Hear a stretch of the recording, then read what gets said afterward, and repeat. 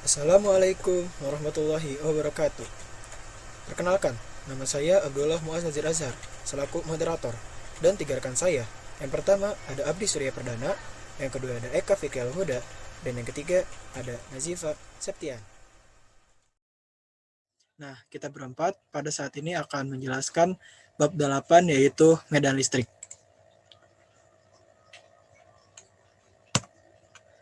Pertama, muatan listrik. Kelistrikan secara ilmiah pertama kali dijelaskan oleh sarjana fisika Prancis, Charles Augustin Coulomb, yang lahir pada tahun 1736 dan meninggal pada tahun 1806 Masehi.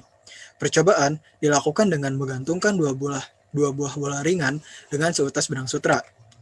Nah, ilustrasi percobaannya sebagai berikut. Jadi, untuk gambar yang pertama, di sini ada dua bola yang tidak diisi oleh muatan. Maka kedua bola tersebut tidak berubah letak posisinya. Sedangkan bola yang memiliki muatan sejenis, misalnya positif-positif atau negatif-negatif, kedua bola tersebut saling tolak-menolak. Nah, kalau yang bermuatan tidak sejenis, yaitu positif-negatif, maka kedua bola yang diikatkan oleh tali sutra itu akan saling tarik-menarik. Dari percobaan yang telah dilakukan oleh Coulomb menyimpulkan bahwa terdapat dua jenis muatan, yaitu muatan positif dan negatif. Selain itu juga diperoleh kuantitatif gaya-gaya pada partikel bermuatan oleh partikel bermuatan yang lain. Hukum Coulomb menyatakan bahwa gaya tarik-menarik atau tolak-menolak antara dua partikel berbanding langsung dengan perkalian besar muatan dan berbanding terbalik dengan kuadrat jarak antara kedua muatan tersebut. Nah, ini merupakan rumus dari hukum Coulomb. Jadi, F12 sama dengan F21. Apa sih F12? F12 merupakan gaya muatan 1 oleh muatan 2, sedangkan F21 adalah gaya pada muatan 2 oleh muatan 1. Rumusnya adalah K dikali Q1 kali Q2 dibagi R kuadrat. Kalau aku sih biasanya nyebutnya kakiku rorombehen. Itu untuk mempermudah cara menghafal rumusnya. Nah, K itu apa? K itu adalah tetapan Coulomb. Sedangkan Q adalah muatannya dan R adalah jarak antara muatan 1 dan muatan 2. Nah, K itu ada dua, ada pada sistem CGS dan MKS. Pada sistem CGS itu satu dengan satuan Dain cm kuadrat per stat kolom kuadrat. Ini merupakan satuan yang tidak biasa digunakan. Maka dari itu, persamaan listrik akan lebih sederhana jika kita menggunakan sistem MKS, yaitu 9 kali 10 pangkat 9 Newton meter kuadrat per kolom kuadrat. Berikut adalah contoh soalnya. Di udara, terdapat dua buah muatan 90 μC dan 10 μC terpisah dalam jarak 30 cm. Berapakah besar gaya interaksi kedua muatan tersebut? Nah, saat mengerjakan soal seperti ini, yang harus kita lakukan pertama adalah menulis apa saja yang diketahui dari soal. Pertama, kita sudah tahu bahwa Q1 dan Q2 itu 90 μC dan 10 μC. Kita ubah keduanya menjadi C, yaitu dengan 90 dikali 10 pangkat min 6. Dan ini 10 kali 10 pangkat min 6. Lalu untuk R-nya 30 cm, kita ubah satuannya ke meter. Jadi menjadi 30 kali 10 pangkat min 2 meter. Dan tetapannya 9 kali 10 pangkat 9 nm kuadrat per C. Nah, lalu kita gunakan rumus kakiku rorombehen. Pertama, masukkan K-nya, yaitu 9 kali 10 pangkat 9, dimasukkan Q-nya, Q1-nya, dimasukkan Q2-nya, lalu dimasukkan R-nya. Lalu kalian hitung, ketemulah hasil 90 R. Nah, contoh soal kedua, kalau tadi Q-nya hanya ada 2, sekarang Q-nya ada 3 nih. Setelah diketahui Q1-nya 25 μC, Q2-nya min 20 μC, dan Q3 40 μC. Nah, ini kenapa ada min? Jadi min ini tuh hanya untuk memberitahukan arah. Karena di sini Q2 ini muatannya negatif, maka si tandanya di sini juga negatif, tapi nanti diperhitungannya sama saja. Nah, kita lihat di sini, di Q1 ini, dia F1-nya membentuk sudut 90 derajat antara Q3 dan Q2, antara F12 dan F13. Maka dari situ, pertama seperti biasa kita mesti diketahuinya. Setelah itu, kita harus coba F1, rumus F1-nya kita menggunakan persamaan segitiga. Nah, yaitu A kuadrat tambah B kuadrat ditambah 2AB cos theta. Hanya saja di sini A dan B-nya diganti oleh F12 dan F13. Nah, lalu pertama kita cari F12-nya menggunakan kakiku rorombehen. Masukkan yang diketahui sehingga ditemukan F12-nya. Lalu F13-nya juga sama menggunakan rumus kakiku rorombehen. Setelah ditemukan F12 dan F13-nya, maka dimasukkan ke rumus yang F1. Dimasukkan angkanya, lalu ditemukanlah hasil 86,6 Newton. Nah, medan listrik sendiri apa? Jika suatu muatan listrik Q berada di suatu titik, maka menurut hukum Coulomb, muatan lain di sekeliling muatan Q mengalami gaya listrik. Dan dapat dikatakan bahwa muatan listrik adalah sumber medan listrik. Nah, arah medan listrik adalah arah radial yang menjauh dari sumber medan. Sedangkan pada muatan negatif, arah medannya adalah arah radial menuju muatan tersebut.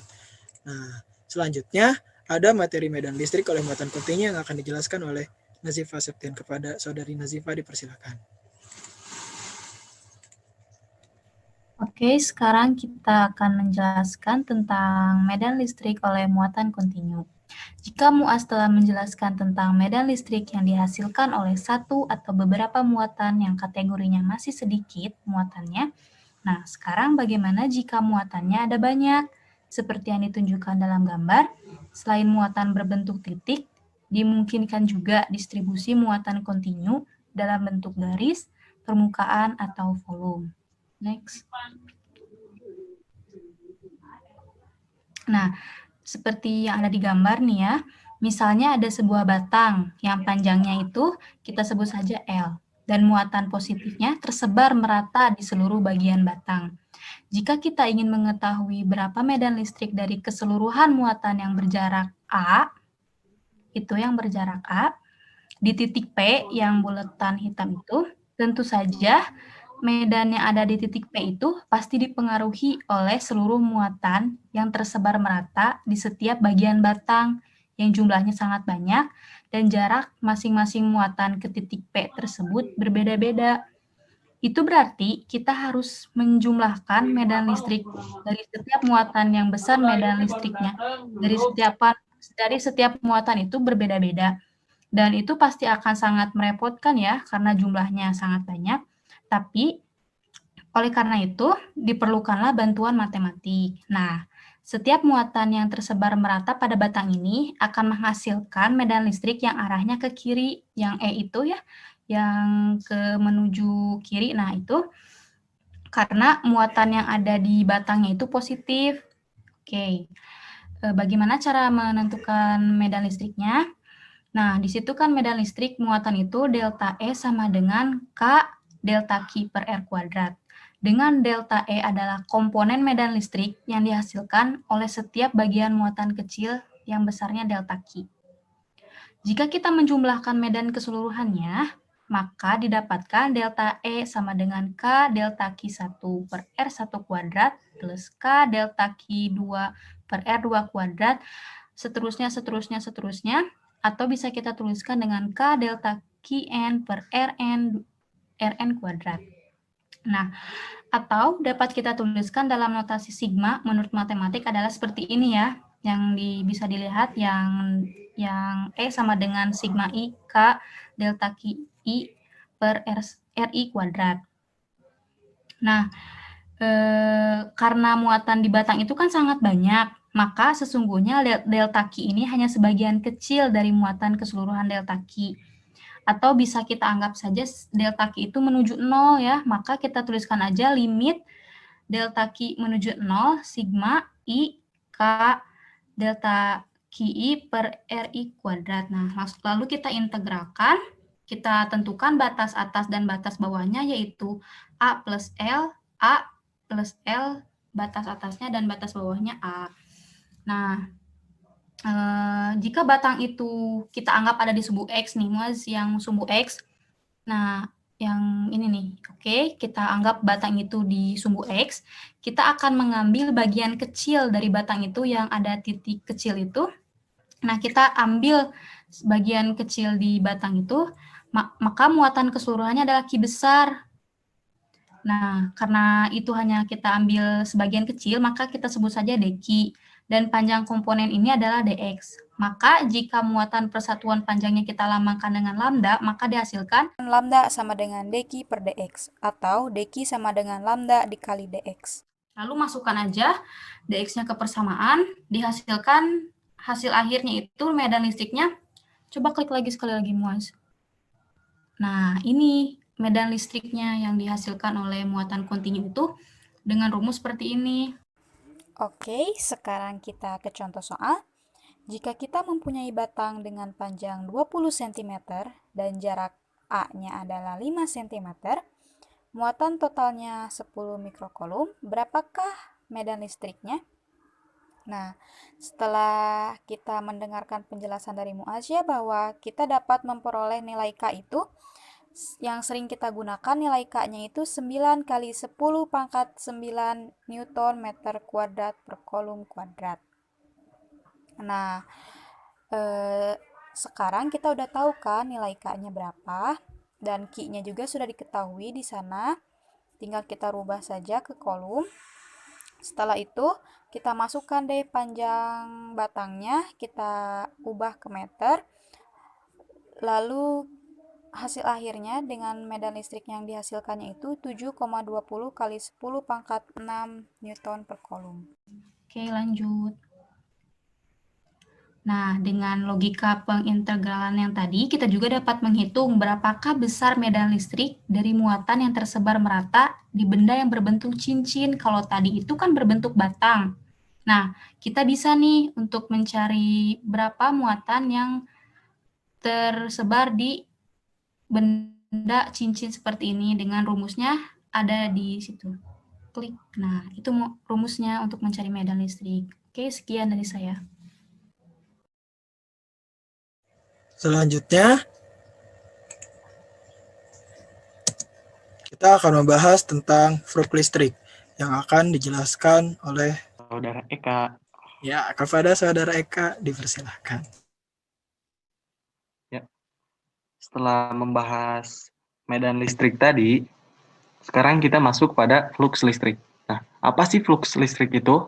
Flux listrik disimbolkan sebagai pi adalah jumlah garis medan listrik yang menembus tegak lurus suatu luasan atau bidang.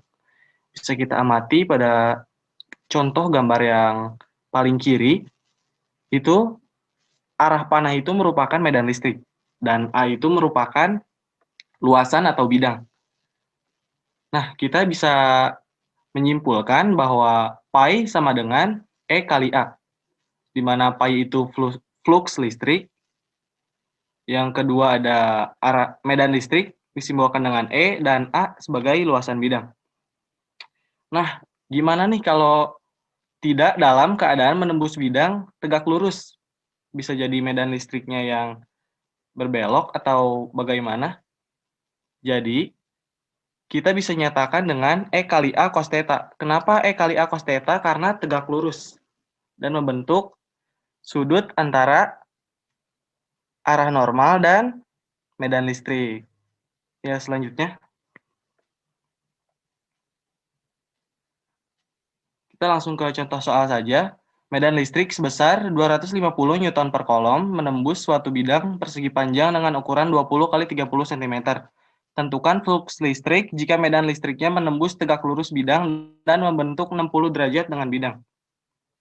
Yang kedua, hitunglah flux listrik pada sebuah persegi panjang yang memiliki luas 10 meter persegi ditembus oleh medan listrik sebesar 10 Newton per kolom dengan membentuk sudut 30 derajat terhadap arah bawah. Next. Nah, kita yang pertama tulis apa yang kita ketahui dulu. Yang pertama ada medan listrik, yaitu 250 Newton per kolom. Nah, yang kedua ada bidang. Bidangnya 20 cm kali 30 cm. Kita konversikan kepada meter persegi. Jadi 6 kali 10 pangkat min 2 meter persegi. Kita masukkan rumusnya, pi sama dengan E kali A cos theta. Kita masukin aja angka-angkanya, 250 kali 6 kali 10 pangkat min 2 kali cos 60, 0,5 sama dengan 7,5 Weber. Next, contoh soal yang kedua. Nah, kita lanjut ke nomor 2. Kita sudah ketahui bahwa bidangnya berluaskan 10 meter persegi dan medan listriknya 10 Newton per kolom yang membentuk 30 derajat dari arah bawah. Nah, theta sendiri itu adalah sudut antara arah E dan arah normal bidang E, bukan dari arah bawah. Jadi, berapakah flux listriknya? Kita langsung masukkan saja. Pi sama dengan E kali A cos theta atau cos alpha. Langsung masukin 10 kali 10 dikali cos 90 kurangi 30 derajat. Sama dengan 100 kali cos 60 derajat. Sama dengan 100 dikali setengah. Sama dengan 50 Newton per kolom. Sekian, terima kasih. Ya, berikutnya merupakan penjelasan hukum Gauss yang akan dipresentasikan oleh Saudara Abdi Surya Perdana. Kepada Saudara Surya dipersilahkan. Baik, terima kasih Muas. Boleh langsung next. Baiklah teman-teman, ini merupakan hukum Gauss di bola konduktor ya. Secara sistematis, hukum Gauss itu dapat dirumuskan sebagai phi sama dengan Q